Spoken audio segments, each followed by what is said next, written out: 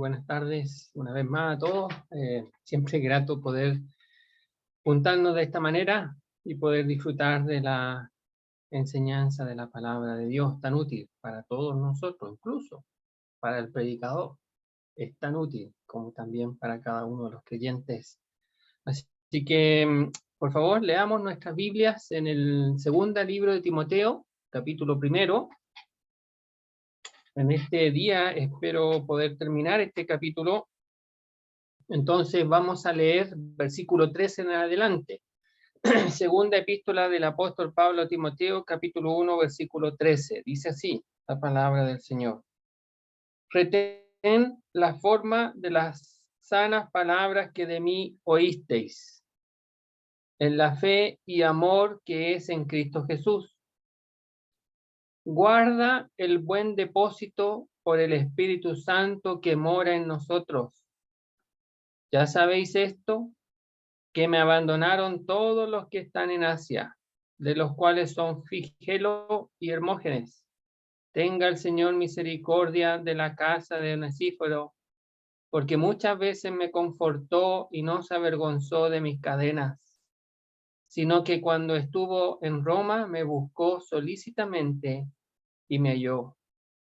Concédale al Señor que halle misericordia cerca del Señor en aquel día, y cuánto nos ayudó en Éfeso, tú lo sabes mejor.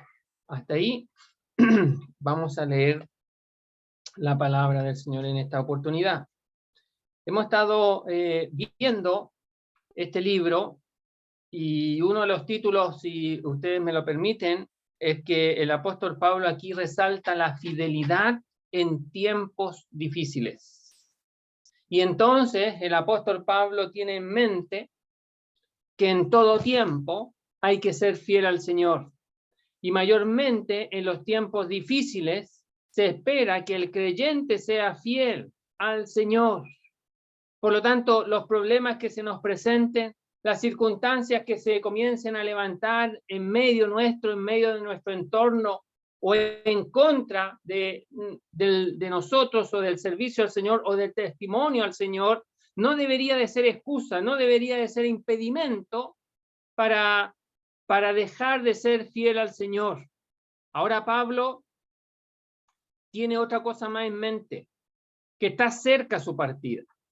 Y entonces Pablo espera que Timoteo continúe con el testimonio de la palabra del Señor y el servicio al Señor.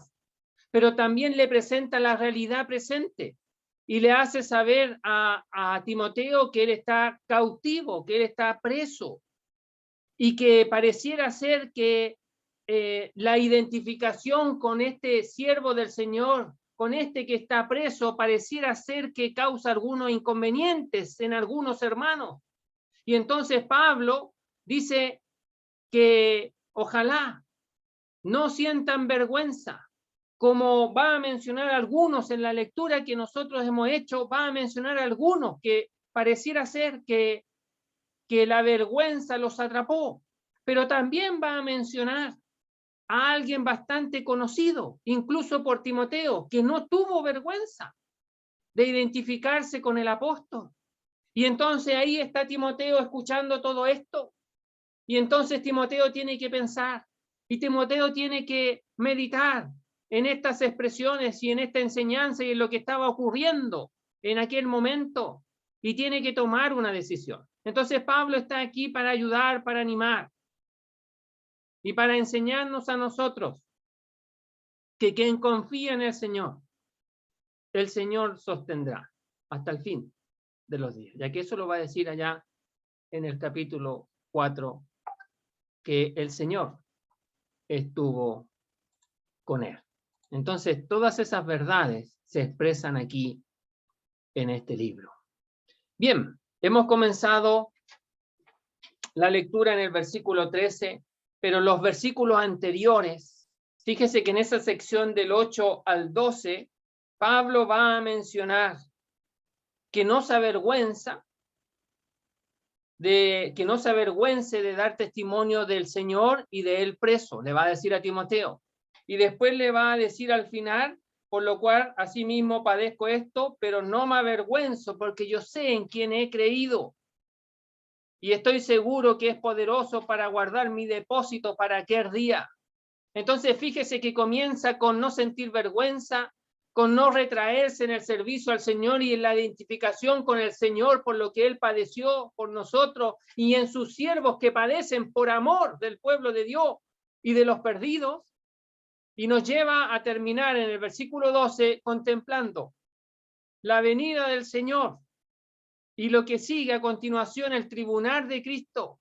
Y Pablo dice que está convencido, plenamente convencido, de que en aquel lugar, en aquel momento, en aquel episodio, el Señor va a revelar todo lo que contrae el servicio a su nombre.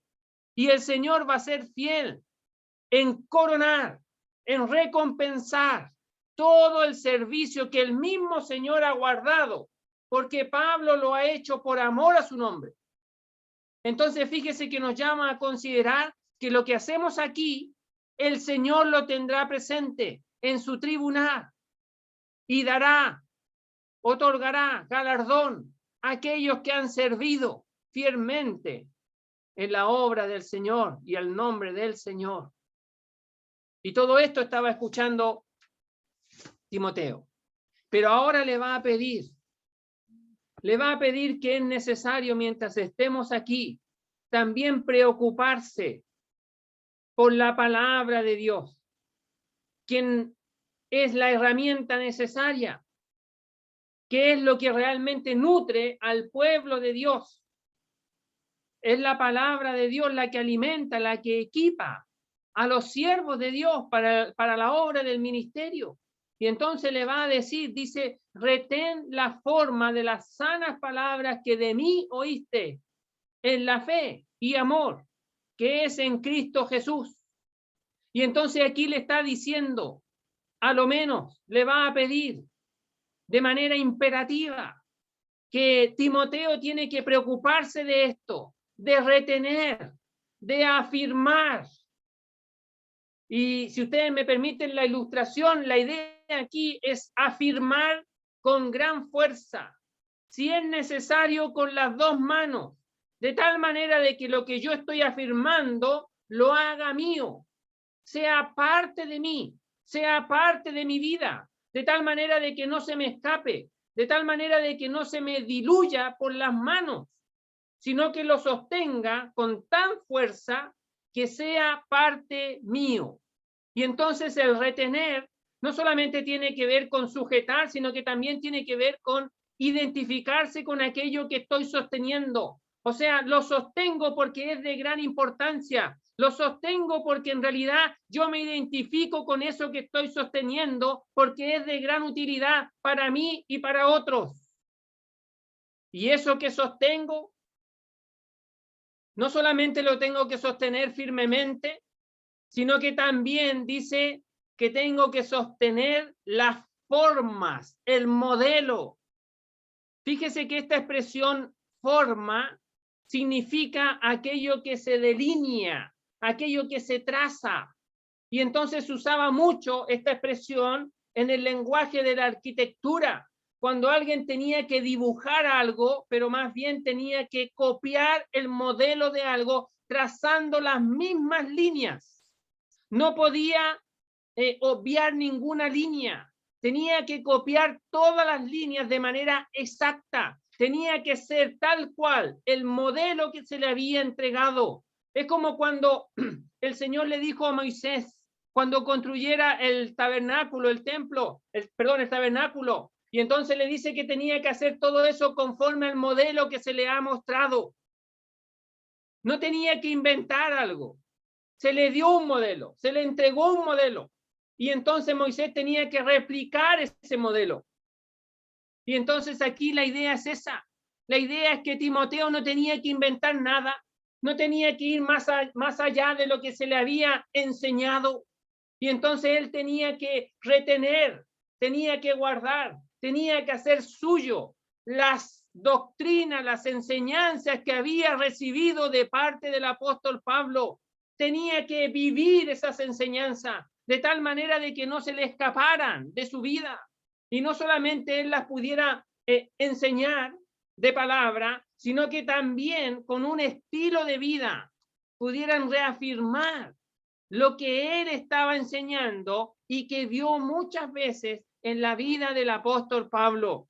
Entonces, fíjese usted que Pablo no cambió absolutamente nada de las sanas palabras que recibió de parte de Dios. Y Timoteo tampoco fue llamado a que él cambiara las sanas palabras que eran de Dios y que escuchó de labios del apóstol Pablo. Entonces, fíjese que así se va preservando la verdad de Dios. Y así fue llegando o transmitiéndose de creyente en creyente. En el capítulo 2, después, en otra oportunidad, vamos a ver lo que se nos va a pedir o se le pide a Timoteo para que la palabra de Dios se preserve con hombres que sean idóneos para recepcionar la verdad de Dios y poder enseñar a otros las mismas verdades de Dios, no otras. Entonces, fíjese usted que este versículo 13 nos habla de la importancia de la palabra de Dios. Es eso lo que tenemos que retener. Es eso lo que tenemos que fijarnos bien. ¿Qué es lo que Dios dice? ¿Qué es lo que Dios ha establecido? Eso tenemos que recibirlo, guardarlo, atesorarlo, que sea parte de nuestra vida. Tenemos que vivir conforme a lo que Dios ha dicho. Y tenemos que enseñar todo el consejo de Dios, es decir, todo lo que Dios ha dicho, sin agregar nada y sin quitar nada. Pablo no quiere que la palabra de Dios se mezcle. Nunca ha querido eso. Nunca ha transmitido mezclas. Ya lo hemos dicho y yo lo vuelvo a repetir, que cuando Pablo fue a Corinto, dice que no inquirió en la sabiduría griega. Corinto era una ciudad griega donde los griegos amaban la sabiduría. Y Pablo nunca se le ocurrió mezclar el evangelio, mezclar la palabra de Dios con la sabiduría griega para tener aceptación entre los griegos la palabra de Dios. Nunca se le ocurrió a él, no se le pasó por la mente hacer una mezcla. No, dice que él no se propuso no saber cosa alguna entre ellos, sino a Jesucristo y a este crucificado. Porque Jesucristo, su persona y su obra, es lo único que edifica al oyente. Es lo único que salva al pecador y es lo único que nutre al pueblo de Dios, al creyente, aquel que una vez recibiendo a Cristo es parte del pueblo de Dios. ¿Y qué va a escuchar el creyente? Va a escuchar de Cristo, va a escuchar la palabra de Dios y eso lo va a edificar y eso lo va a hacer crecer. No otra cosa, no innovaciones, no cosas diferentes. Absolutamente. Y entonces por eso Pablo le está pidiendo en una época, mire, en una época donde el cristianismo era perseguido, en donde cualquier hombre que se levantaba y decía yo soy de Cristo corría el peligro de que sus días quedaran hasta ahí. Y entonces Pablo le dice a Timoteo, afirma fuertemente todo el consejo que Dios nos ha dado a través de su siervo. Todo el consejo de Dios. Fíjese que Pablo menciona aquí, retén la forma de las sanas palabras. La palabra de Dios es sana. Esa expresión sana significa saludable, algo que hace bien, algo que nutre, algo que realmente alimenta, no superficialmente, sino que esencialmente alimenta y edifica. Pero esas son las palabras de Dios, las palabras que nutren el alma, que edifican el alma. Si nosotros no hemos crecido, hermanos, en las cosas del Señor, es porque no hemos puesto atención a las sanas palabras. Es solamente eso y no hay otra excusa. Lo demás es engañarnos a nosotros mismos. Cada uno de nosotros tiene en sus casas a lo menos un ejemplar de la palabra de Dios. Y si nos disponemos a inquirir en las palabras sanas de nuestro Dios, se produce la edificación porque se está alimentando el alma, se está alimentando el nuevo hombre, se está nutriendo el nuevo hombre. Entonces, de tal manera de que el nuevo hombre va a crecer, va a ser notorio en la vida de un creyente.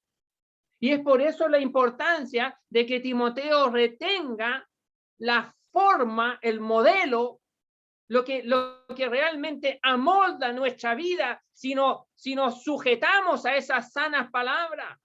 Por lo tanto, las sanas palabras van a ser representadas por nosotros, por nuestras vidas. Es la misma idea cuando Pablo le dice a los de Corinto, le dicen, pero si ustedes son nuestras cartas, escritas por Dios en vuestros corazones.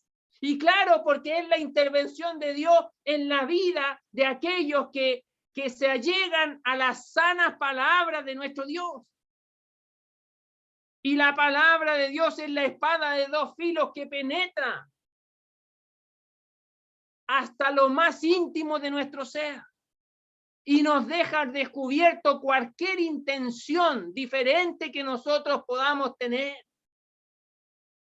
Y nos hace confesar nuestras debilidades, nuestras flaquezas, pero a la vez nos limpia y nos anima para seguir adelante en el transcurso de nuestra vida cristiana.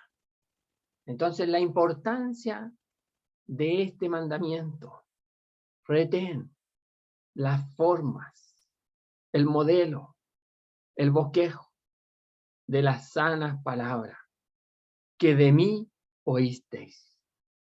Pablo predicaba estas sanas palabras.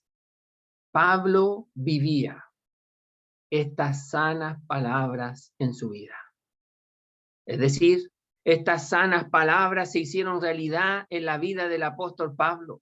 Entonces Timoteo, cuando escuchaba al apóstol Pablo hablar de estas sanas palabras, podía verlas hechas realidad en la vida del predicador. ¿Qué es lo que se espera, hermano? Yo sé que muchas veces nosotros hablamos más de lo que mostramos, pero en realidad el Espíritu de Dios ha venido a nuestras vidas para llevarnos a la semejanza de su Hijo Jesucristo. Ese es el propósito de Dios, ese es el objetivo divino. Y nosotros tenemos que dejarnos llevar, entregar nuestra voluntad al trabajo del Espíritu Santo, entregar las riendas de nuestra vida a la obra del Espíritu Santo para que eso pueda manifestarse lo antes posible en nuestra vida y no hacerle el trabajo más difícil. Y entonces Pablo o Timoteo podía ver en Pablo, cuando Pablo enseñaba estas sanas enseñanzas de la palabra de Dios, podía haber replicado ese mensaje en la vida del apóstol Pablo. Conocido es el ejemplo. Cuando un predicador estaba anunciando un mensaje y él pensó que lo estaba haciendo muy bien y termina su mensaje, se baja contento, satisfecho, porque él consideró que lo hizo bastante bien en la predicación que le tocó a él entregar en ese día en la congregación. Y al poco andar, se encuentra con una creyente de edad avanzada, una viejita, una hermana mayor, y le pregunta a esta hermana mayor, ¿cómo escuchó el mensaje? ¿Qué le pareció el mensaje? Y esta hermana mayor le dice, mire, mijito, la verdad es que no pude escuchar mucho. Y entonces el predicador le dice, ¿pero qué pasó? ¿Había mucha bulla? Porque yo no sentí mucha bulla en realidad. Entonces, donde usted estaba sentada había mucha bulla que no le dejaba escuchar. Y esta hermana anciana le dice, no, mijito, lo que pasa es que su vida hablaba mucho más fuerte que sus palabras. Y su vida no me dejó escuchar con claridad lo que usted estaba diciendo desde adelante, desde el púlpito. Y el hermano, entendiendo el mensaje que la hermana de edad avanzada le entregó, se dio media vuelta y tuvo que irse triste, cabizbajo. Pero muchas veces es así, hermano. Muchas veces nosotros tenemos que examinar nuestras vidas porque pareciera que no se condice con lo que entendemos o con lo que enseñamos. Y pareciera que tenemos un discurso con nuestros labios y tenemos otro discurso totalmente opuesto, a veces muy diferente con nuestra vida. Y entonces Pablo era un ejemplo en esto. Y Timoteo podía certificar que lo que él enseñaba de las sanas palabras de Dios eran el fiel reflejo de su vida cristiana. Y entonces eso es lo que tenemos que anhelar. Eso es lo que tenemos que desear. Y eso es lo que el apóstol Pablo quiere también para su hijo amado en la fe, Timoteo. Pero eso comienza con retener. Eso comienza con adherirse a la palabra de Dios. Yo no tengo que despojarme de la palabra de Dios. Fíjese que la palabra de Dios es lo único que me puede corregir. Más adelante, mire lo que va a decir. Toda la escritura, es decir, estas sanas palabras, es decir, la palabra de Dios, es inspirada por Dios. Pero mire el propósito que tiene. Útil. Es decir, provechosa, para enseñar, para redarguir, para corregir, para instruir en justicia. ¿A fin de qué? Es decir, la palabra de Dios hace todo eso. Ese es el propósito que tiene la palabra de Dios. Eso es lo que debería de hacer en cada uno de nosotros. ¿Para qué? ¿Cuál es el fin? A fin de que el hombre de Dios sea maduro, perfecto, maduro, enteramente preparado, equipado con todas las herramientas que necesita, con toda la vestimenta necesaria para toda buena obra. Si dejamos de lado la palabra de Dios, no vamos a ser un hombre de Dios bien equipado. No vamos a ser. Vamos a estar a medio vestir. Y yo pregunto, ¿quién saldría de su casa a medio vestir? ¿Se imagina usted? Yendo al trabajo. Y voy a hacer un ejemplo bastante claro para que nos quede claro. ¿Se imagina usted saliendo al trabajo desde mi casa con los calcetines, los zapatos, los pantalones y la parte de arriba, en el caso de un varón, el torso desnudo? ¿Se imagina usted saliendo así a trabajar? Sería una locura. Bueno, así seríamos, o así podemos ser. Si no nos adherimos a la palabra de Dios, seríamos hombres de Dios, porque somos creyentes, pero a medio equipar, a medio vestir, no con toda la vestimenta necesaria para enfrentarnos en el servicio en este mundo. Entonces Pablo le dice, retén las formas de las sanas palabras que de mí oíste. Ahora agrega en la fe y amor que es en Cristo Jesús. Y esta expresión pareciera que lo que quieren dar a entender es que Pablo está diciendo que la retención de la forma de las sanas palabras que de mí oíste tiene que hacerse con fidelidad. Muchas veces la palabra fe se traduce como fidelidad. Y aquí da la idea que quiere apuntar a eso. No creyendo la palabra de Dios, porque ya se ha creído, sino que más bien yo tengo que darme a la tarea, darme al trabajo, de retener, de poner todo mi empeño, de poner toda mi fuerza con fidelidad. Todos los días yo tengo que ser fiel en sostener la palabra de Dios, en que no se me escape, en que no ande en este mundo sin la retención de la palabra de Dios en mi vida. Y además dice que lo tengo que hacer con amor, con aprecio tanto en la exposición como en ese arduo trabajo que me dedico para retener con fidelidad. No lo puedo hacer por obligación, aunque si es eso lo único que me motiva, tendrá que ser por obligación, dice el apóstol Pablo. Si tengo que predicar el evangelio, me es impuesta necesidad. Para eso fui llamado. Y cada creyente es llamado a que la palabra de Dios more en abundancia en vuestros corazones. O sea, hay un mandamiento para eso. Pero aquí el apóstol Pablo espera que Timoteo lo haga con motivación, queriendo retener las formas de las sanas palabras de Dios que de mí oíste, con toda fidelidad y con todo el aprecio, el amor, el cariño, para darme cuenta lo que estoy reteniendo, para darme cuenta lo que tengo en mis manos, lo que Dios me ha dado, que es su palabra, es la palabra de Dios, es algo de Dios que nos ha dado a nosotros y que está con nosotros. Y no solamente con nosotros, sino que quiere que sea parte de nuestra vida. Pero eso surge, fíjese usted, dice que está unido en Cristo Jesús. Entonces, fíjese aquí que aquí hay una motivación divina por nuestra unión por Cristo, por nuestra identificación con Cristo, la fidelidad y el amor en retener las formas de las sanas palabras que del apóstol Pablo se oyeron, debería de ser algo natural, algo espontáneo, debería de ser algo que yo anhelo, que yo quiero, que yo deseo. Porque nuestro Dios y nuestro Salvador lo que expuso estando en este mundo fue la palabra de Dios. Y la palabra de Dios era parte de su vida. Y lo hizo con amor. Y lo hizo con fidelidad. Y lo hizo todas las veces que pudo.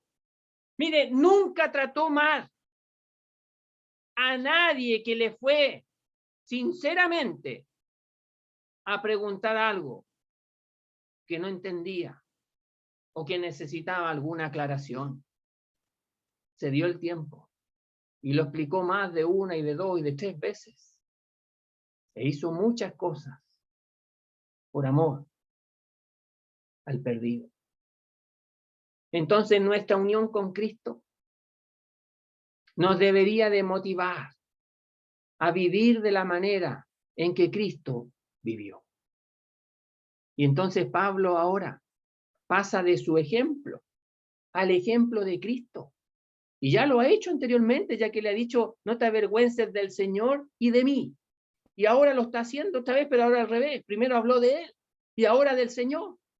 Y entonces está diciendo que de la misma manera que yo lo hice, de la misma manera que el Señor lo ha hecho con toda fidelidad y con amor, Timoteo, tú también hazlo. Y todos nosotros, a través de esta enseñanza del apóstol Pablo a Timoteo, estamos aquí implicados. También tenemos que hacerlo nosotros de la misma manera que el Señor, de la misma manera que el apóstol Pablo, con fidelidad y con amor hacia los perdidos, hacia el pueblo de Dios. Si es necesario enseñar 2, 3, 10 veces las mismas cosas, tienen que enseñarse. Y Pablo pudo decir a los filipenses, para mí no es molesto repetir las mismas cosas, porque en realidad para ustedes es seguro. Trae seguridad. El comprender, el entender las sanas palabras que han llegado hacia nosotros. Este es un ejercicio que hasta el día de hoy está vigente. Por lo tanto, estas verdades expresadas aquí no solamente fueron dichas a Timoteo, sino que se mantienen vigentes hasta el día de hoy. ¿Sabe quién lo hizo? hizo esta verdad mucho antes que se expresara, porque en realidad estas verdades vienen desde el Antiguo Testamento. Mire, le voy a dar solo un ejemplo para que nos demos cuenta que hubieron hombres del Antiguo Testamento que hicieron exactamente eso. Mire, le voy a leer en el libro de Esdras, sobre Esdras mismo. Mire lo que dice aquí en Esdras capítulo 7, para que nos demos cuenta que son verdades que estaban establecidas ya desde el Antiguo Testamento. No son verdades nuevas, son verdades antiguas, pero que tienen que ser recordadas día a día, porque si no se diluyen, se pierden. Y después no sabemos cómo preservar la palabra de Dios. Y es tan simple como adherirse a la palabra de Dios, hacerse uno con la palabra de Dios, de tal manera de que no solamente yo lo diga, sino que lo viva. Y de esa manera se preserva la palabra de Dios. Mire lo que dice en el capítulo 7 de Esdras, versículo 10. Porque Esdras había preparado su corazón para inquirir la ley de Jehová y para cumplirla y para enseñar en Israel sus estatutos y decretos. Esdras primero se miró a sí mismo y dijo: mi vida tiene que ser preparada para recibir la palabra de Dios. De tal manera de que la palabra de Dios pueda realmente corregir lo que tenga que corregir en mi vida. De tal manera que la palabra de Dios pueda brillar en la vida del creyente. Y entonces, preparando su corazón, echó mano a la obra, inquirió, es decir, se volcó con toda su fuerza, con todo el anhelo a la palabra de Dios, a la ley de Jehová. Y eso iba a traer como consecuencia que él iba a poder enseñar como quien tiene autoridad. ¿Le suena esa expresión? Del Señor decían: enseña como quien tiene autoridad. Porque habían otros enseñadores, los fariseos, que enseñaban. Mezclaban cosas. Pero en el ejercicio de enseñar, lo hacían sin autoridad. Y Pablo no quiere que Timoteo y que nosotros seamos enseñadores sin autoridad. Que la palabra de Dios pueda brillar, no solamente en nuestros labios, que para eso quizás podemos ser bastante buenos, pero sino también en nuestra vida. Versículo 14. Hay provisión divina. El versículo 13, el responsable somos nosotros.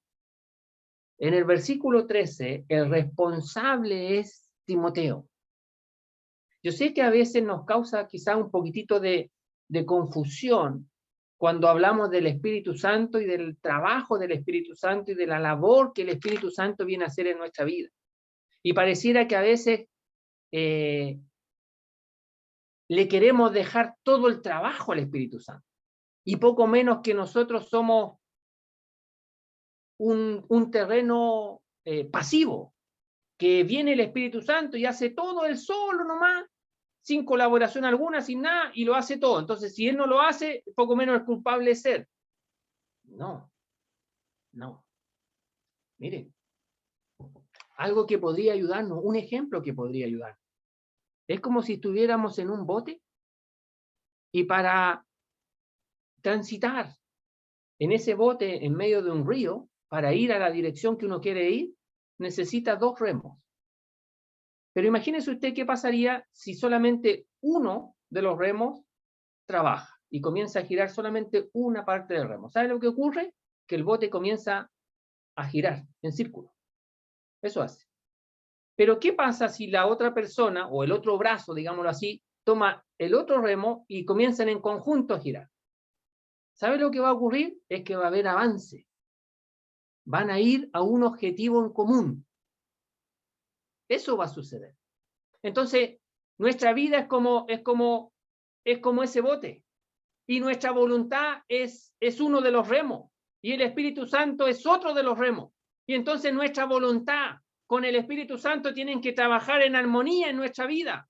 De tal manera de que remen para el mismo lado. Para que vayan al mismo objetivo en común que tienen.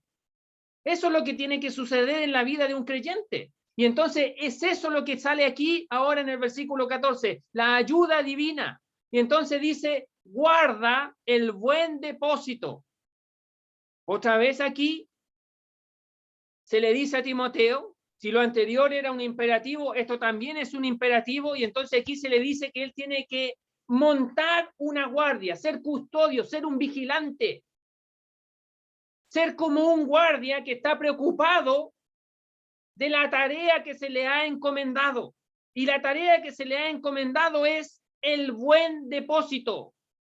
Y este buen depósito habla de algo que es honroso, de algo que es de una raíz buena, única en el mundo, que no hay nada que se le iguale en su bondad, en su generosidad, en el bien que puede ocasionar. Y entonces esto bueno se le describe aquí como depósito. Y depósito significa algo que se le ha confiado, algo que se le entrega a otro. Y aquí estamos hablando de la palabra de Dios que se le ha sido confiada a cada creyente, a cada siervo de Dios. Mire lo que está sucediendo aquí. Dios ha dado su palabra para que hombres en este mundo, inspirados por él, transmitan las verdades de Dios. Y entonces lo que tenemos en nuestras manos es la palabra de Dios, escrita por hombres de Dios que fueron inspirados por él. Por eso es la palabra de Dios, aunque la hayan escrito siervos de Dios, pero fueron inspirados por Dios. Y esa palabra de Dios tiene que ser preservada, tiene que ser custodiada. No solamente tiene que ser apreciada, sino que cuidada. Cuidada como se cuida un tesoro. Preservada como se preserva las cosas importantes de este mundo, porque esto es lo más importante que tenemos en este mundo y que solamente lo podemos reconocer el pueblo de Dios. Si hay alguien que pudiera apreciar el buen depósito, es decir, la palabra de Dios, las enseñanzas del libro de Dios, es el creyente, ningún otro. Es el creyente el único que tiene la capacidad de apreciar el buen depósito. Y entonces Pablo le pide a Timoteo que custodie como un vigilante aquello que ha sido dado por Dios como un depósito, que es su palabra, entregado a hombres y mujeres de este mundo. Pero esa vigilancia, esa preservación de la palabra de Dios es con ayuda divina. Porque se hace esta tarea por, o a través, o mediante el Espíritu Santo que mora en nosotros. ¿Cómo custodia el hombre y la mujer, el creyente, me refiero, la palabra de Dios por el Espíritu Santo que nos ha sido dado? Bueno, el Espíritu Santo lo que hace en nuestra vida es que nos ayuda a entender la palabra de Dios, nos ayuda y nos trae claridad a la comprensión de la palabra de Dios. y nos va a hacer consciente de enseñar esa misma verdad, y no otra, esa misma verdad que Él nos ha aclarado. Y nos va a dar la capacidad, el poder y el denuedo para enseñar esa misma verdad que Él nos ha hecho comprender. Y de esa manera nosotros vamos a transmitir fielmente, como un guardia que está entregando a otro guardia todo el consejo de Dios. De la misma manera que yo lo recibí, se transmite a otro creyente. Y ese otro creyente va a transmitir por el Espíritu de Dios esa misma verdad que ha comprendido a otro creyente. Y ese creyente a otro creyente y a otro creyente y así. Y así se va, fíjese usted, custodiando el buen depósito que nos ha sido entregado por el Espíritu Santo que mora en nosotros.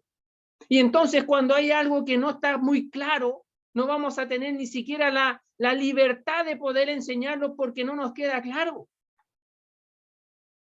Pero cuando hay algo que el Espíritu de Dios nos ayuda a comprender, vamos a tener toda la libertad y la guía del Espíritu Santo para poder explicar esa misma verdad.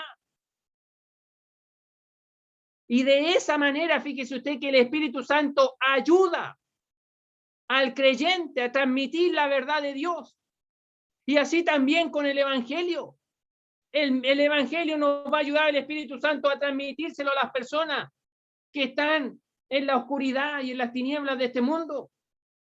Y nos va a ayudar a que con claridad le podamos explicar que está en un camino totalmente de perdición y que necesita volverse a Cristo, el Salvador, y que es el deseo de Dios que quiere que todos los hombres sean salvos y vengan al conocimiento de la verdad.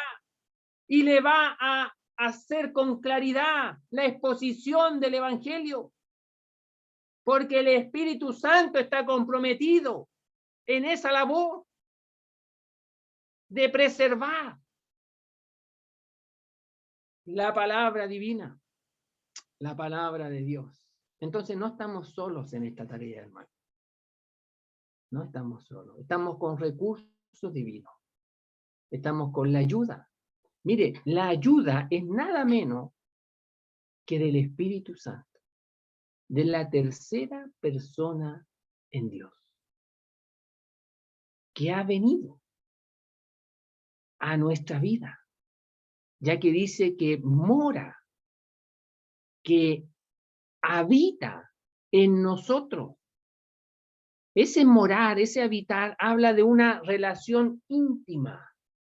Y entonces, en esa relación íntima con el Espíritu Santo, nos hace entender las verdades de Dios para que sean transmitidas a otros, para que sean de gran edificación para otros, para que sea de ayuda en la vida de otros. Y es eso lo que necesita este mundo y el pueblo de Dios, que el Espíritu Santo tome lo de Cristo y lo revele y lo manifieste y lo dé a conocer a través de cada creyente, de cada hijo de Dios. ¿Estamos dispuestos a esa labor, hermano? Es una labor que requiere tiempo, que requiere dedicación. No es de la noche a la mañana. Hay que dedicarle tiempo. Mucho tiempo a veces. Hay que mantener, hay que fortalecer esa comunión con la palabra de Dios, con el Espíritu de Dios, para que el Espíritu de Dios tenga libertad en nuestra vida y pueda tomar lo que es de Dios y darlo a conocer. Y que se refleje en nuestra vida. Para todo eso está el Espíritu Santo, pero con la colaboración de cada creyente. Mire, el Espíritu Santo no nos va a obligar, no nos va a obligar. Si usted, querido hermano, no quiere ser un creyente fiel, el Espíritu Santo no lo va a obligar. Pero tiene que saber esto, que estaremos delante del Señor un día y nos pedirá cuenta. Así ha terminado la sección anterior. Y así va a terminar esta sección también, considerando aquel día en que estaremos delante del Señor. Entonces hay algo seguro, que es necesario que todos nosotros comparezcamos ante el tribunal de Cristo. Y todos nosotros significa cada uno de nosotros. Nadie se va a escapar del tribunal de Cristo. Todos estaremos presentes. Y ahí será la realidad de las cosas. No lo que se dice, no lo que se aparenta, sino que va a ser la exposición real de todo lo que nosotros hemos hecho en este mundo, para la honra y gloria del Señor, o lo que decimos que es para la honra y gloria del Señor. Va a estar ahí. Versículo 15. Ya sabéis esto, que me abandonaron todos los que están en Asia, de los cuales son Figelo y Hermógenes. ¿Qué tenemos aquí? Mire, lo que tenemos aquí es un versículo que nos habla de la dificultad que hay en la obra del Señor. Y si lo anterior son mandamientos que el apóstol Pablo quiere que Timoteo los lleve a cabo, al igual que quiere que los llevemos a cabo todos nosotros, también nos advierte y nos dice, mira, van a haber circunstancias difíciles, van a haber situaciones en las cuales a veces van a golpear tu vida cristiana. Y se espera que el creyente pueda resistir las acechanzas del enemigo. Por eso es necesario que esté con toda la armadura de Dios para resistir en el día malo. Y aquí dice, ya sabéis que me abandonaron, que me dejaron, que dieron vuelta su espalda, que dieron su espalda, me dieron la espalda, dieron vuelta su vida. Antes estábamos con estos hermanos, dice Pablo, con Figelo y Hermógenes. Eran parte de nuestra colaboración en la obra del Señor. Pero me abandonaron, se fueron, me dejaron, me desecharon. ¿Se dieron media vuelta? Y se fueron. Y Pablo tiene que decir esto. Y pareciera ser que fue realmente como una gran sorpresa para el apóstol Pablo. Quizás el apóstol Pablo no esperaba esto. De estos creyentes. No esperaba que le abandonaran. No esperaba que lo dejaran solo. Y Pablo tiene que reconocer esta verdad lamentable. No se habla mucho más, de hecho no se dice nada más de estos creyentes, podemos decir que eran creyentes, pero no sabemos nada más, sino que solamente que le abandonaron.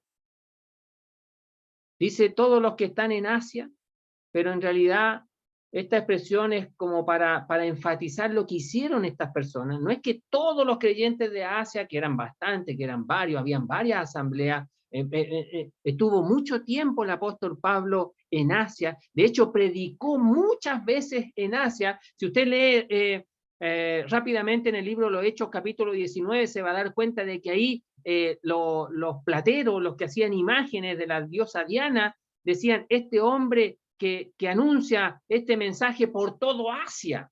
Y entonces Pablo trabajó mucho en Asia. Se convirtieron muchas personas, había mucho pueblo de Dios en Asia. Y entonces no es que todos los creyentes de Asia le dieron vuelta a la espalda, sino que pareciera ser que estos hermanos eran de esa localidad, eran de Asia, y fue tanto el impacto que está enfatizando que le dejaron, que se dieron media vuelta y se fueron. Y se fueron no porque iban a servir en otra parte al Señor o no le dejaron porque el apóstol Pablo lo comisionó a una labor. No, no. Lo dejaron solo. Me pareciera ser que esto le causó un gran impacto al apóstol Pablo. Pero le dice a Timoteo, porque esto tú ya lo sabes, ya conoces esto. Y entonces pareciera ser que que Timoteo sabía esta situación y que también conocía a Figelo y Hermógenes. ¿Cómo habrá sido para Timoteo escuchar esto, el saber esto? ¿Cómo siervos de Dios, hermanos que están trabajando al Señor,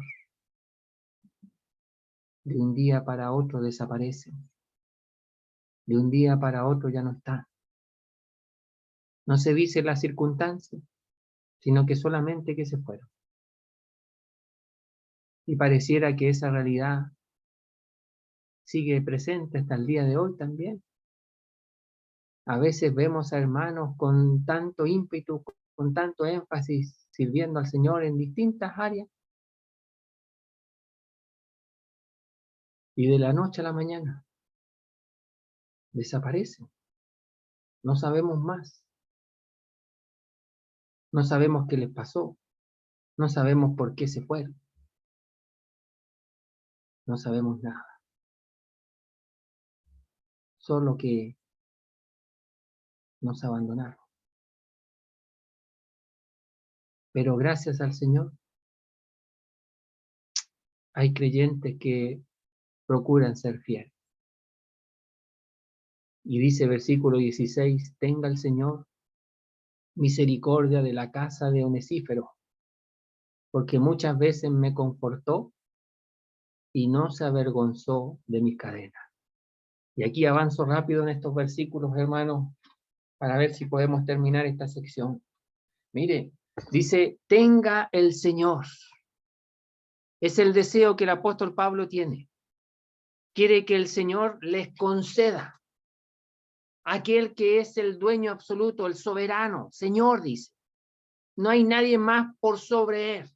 Y entonces Pablo dice, yo deseo, yo quiero, me gustaría que el soberano, el Rey de Reyes, Señor de Señores, les conceda misericordia de la casa de Onesífero. Y esa misericordia tiene que ver que supla las necesidades de manera compasiva de la casa de Onesífero. Entonces, ¿pero por qué? ¿Por qué el apóstol Pablo desea que el Señor tenga misericordia, se vuelque a preocuparse de la necesidad de manera compasiva, o sea, que haga las necesidades de la casa de Onesífero, las haga suya, las haga parte del Señor, que el Señor asuma las necesidades de la casa de Onesífero y las supla? Eso significa misericordia, es tomar la necesidad de uno, hacerla propia y suplir esas necesidades. Entonces Pablo lo que está pidiendo aquí es que quiere que el Señor tome las necesidades de la casa de Onesífero, las haga suya y supla esas necesidades y dé todo lo necesario para que no hayan esas necesidades. ¿Por qué quiere eso? Dice, porque muchas veces me confortó y no se avergonzó de mis cadenas. A diferencia de los creyentes anteriores, hay un creyente, Onesífero, que a propósito su nombre quiere decir el que trae provecho, el que es provechoso. Entonces fíjese que Pablo está pensando en la casa de Onesífero, en la familia de Onesífero. ¿Por qué la familia? Porque en realidad lo que hace Onesífero involucra también a la familia. Y después vamos a ver en el versículo siguiente qué fue lo que hizo Onesífero. Pero involucró a la familia. Y entonces Pablo dice, quiero que el Señor supla las necesidades de la casa de Onesífero, porque muchas veces me confortó, me trajo refrigerio al alma, me refrigeró, me confortó, me animó. me trajo aliento. Me trajo aliento. Es como que si me revivió. Me revivió. Muchas veces. Y no se avergonzó de mis cadenas. Pablo ha dicho en el versículo 8 a Timoteo, no te avergüences. Pablo ha dicho en el versículo 12, yo no me avergüenzo. Y Pablo ahora está diciendo en el versículo 16, Onesífero no se avergonzó. No tuvo ese sentimiento de temor para juntarse conmigo, para identificarse con mi prisión, con mi situación en la que yo me encontraba. Un versículo que habla de los que la abandonaron. 3 versículos que hablan de aquel que se identificó con Pablo y no se avergonzó, sino que prestó un servicio. Y el servicio que prestó lo hizo más de una vez, muchas veces. Sirvió al apóstol Pablo reanimando su alma, su corazón. Como este hombre Onesífero, no se habla más de él, pero que su labor aquí queda grandemente destacada por el apóstol Pablo. Quizás no plantó iglesia, quizás no era un predicador, no era alguien de renombre, pero queda resaltado por el servicio que prestó al siervo de Dios. El Señor lo tomó en cuenta, hermano, a Onesífero. Y Pablo dice, yo quiero que la familia de él, el Señor tenga misericordia. ¿Por qué? Dice, cuando estuvo en Roma, me buscó solícitamente y me halló. Ahora explico, fíjense, mire, ahora explico por qué Pablo pide misericordia por la casa de Onesífero. Porque el padre de familia dejó el hogar, se fue de la casa, pero no para abandonar a su familia, sino que para servir al pueblo de Dios, al siervo de Dios. Y seguramente tuvo que haber comunicado esta verdad, lógicamente lo tuvo que haber hecho, comunicado esta verdad con su familia. Y seguramente él sale de acuerdo con la familia y sale y abandona y deja a su familia aquí. Y entonces Pablo, como ve a Onesífero con él y a su familia allá, probablemente en Éfeso, el Pablo dice, yo me siento motivado, en realidad, me siento de una manera impulsado para que Dios tenga misericordia de la familia de Onesífero que está allá, porque su esposo está aquí, porque Onesífero está aquí. ¿Y qué fue lo que hizo Onesífero cuando llegó a Roma? Mire, dice, cuando vino a Roma, es decir, Onesífero tomó la decisión de ir a Roma. Onesífero no esperó algo que lo llevara a Roma, sino que Onesífero tomó la decisión de ir a Roma. Y entonces dice aquí el texto, en realidad dice, cuando fue a Roma, cuando llegó a Roma, y estando en Roma, me buscó.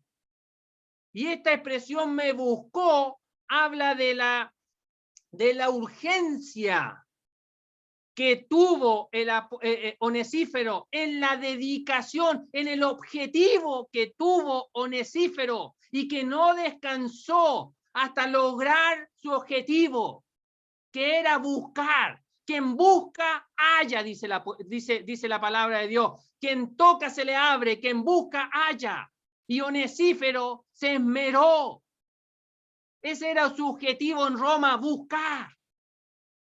Y lo hizo de manera diligente, de manera veloz, de manera que nada lo distrajo. No perdió el tiempo en otras cosas, sino solamente en buscar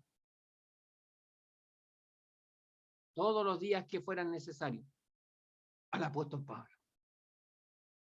Y lo halló, dice, y lo encontró. Mire, para que nos demos cuenta, permítanme, yo sé que estamos un poquito atrasados, hermano, les pido las disculpas, pero quiero enfatizar la labor que hizo Onesífero. Mire, es la misma expresión que nos dice Lucas cuando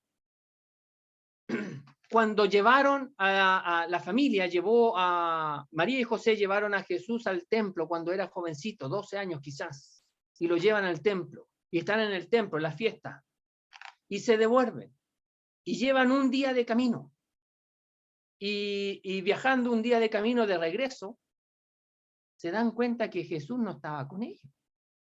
Imagínese usted, sus padres se dan cuenta que su hijo no estaba con ellos, y empiezan a buscar por todos lados dónde está Jesús. Y miran a todos y les preguntan, no, si no está aquí, no vino. ¿Sabe lo que hicieron sus padres? Después dice aquí que le buscaron con insistencia. No lo encontraron. Entonces no descansaron hasta encontrarlo. Y se devolvieron a Jerusalén. Y al tercer día lo encontraron. Y lo encontraron en el templo. Lo hallaron en el templo enseñando y cómo todos se maravillaban ahí. De las preguntas que él hacía y de la manera que él enseñaba y comprendía las cosas de Dios. Y cuando lo encuentran le dicen, mira, ¿por qué tú hiciste esto? Todos te estábamos buscando. Y el Señor dice, bueno, pero ¿por qué me buscáis? Y ahí es donde dice que era necesario que él anduviera en los negocios de su padre. Pero la idea es que es de esa misma manera que María y José buscaron a Jesús y no descansaron hasta encontrarlo. Onesífero hizo lo mismo. Buscó a Pablo. Tuvo que haber ido de cárcel en cárcel. Roma no era una ciudad pequeña. De hecho, se le dice la gran metrópoli. De hecho, se le dice la capital del mundo en esa época. O sea, imagínese usted, la tremenda ciudad. Y llega Onesífero ahí y busca a Pablo. Y no era fácil esa tarea. Buscar a aquel que estaba preso, acusado de sedición seguramente, porque se le acusó que los cristianos quemaron Roma. Y Pablo era parte de aquel grupo de cristianos, no de los que incendiaron, pero era identificado con los cristianos, supuestamente los cristianos que incendiaron Roma, dijo Nerón. Y Onesífero se da en la tarea de buscar a Pablo, cárcel por cárcel, yendo y caminando de un lugar a otro, hasta que lo halló, hasta que lo encontró. Concédale el Señor. Versículo final 18, con esto termino. Concédale el Señor que halle misericordia de parte del Señor o cerca del Señor en aquel día, y cuánto nos ayudó en Éfeso, tú lo sabes mejor. Es lo que el apóstol Pablo quiere. Bueno, lo vamos a dejar hasta ahí, hermano. Les pido disculpas otra vez por los minutos que me he excedido, y vamos a orar al Señor. Nuestro Dios, nuestro Padre, queremos darte las gracias por tu palabra y por estos ejemplos que tú nos das en ella. Hijos tuyos, que algunos claudicaron en este mundo. Es una realidad que no podemos negar. Pero también otros hijos tuyos que se mantuvieron fieles a pesar de las circunstancias de este mundo. Y Padre, queremos nosotros seguir aquellos ejemplos de estos hombres fieles que te sirvieron, a pesar de las circunstancias, a pesar de las debilidades, que colocaron su vida al servicio de tu nombre.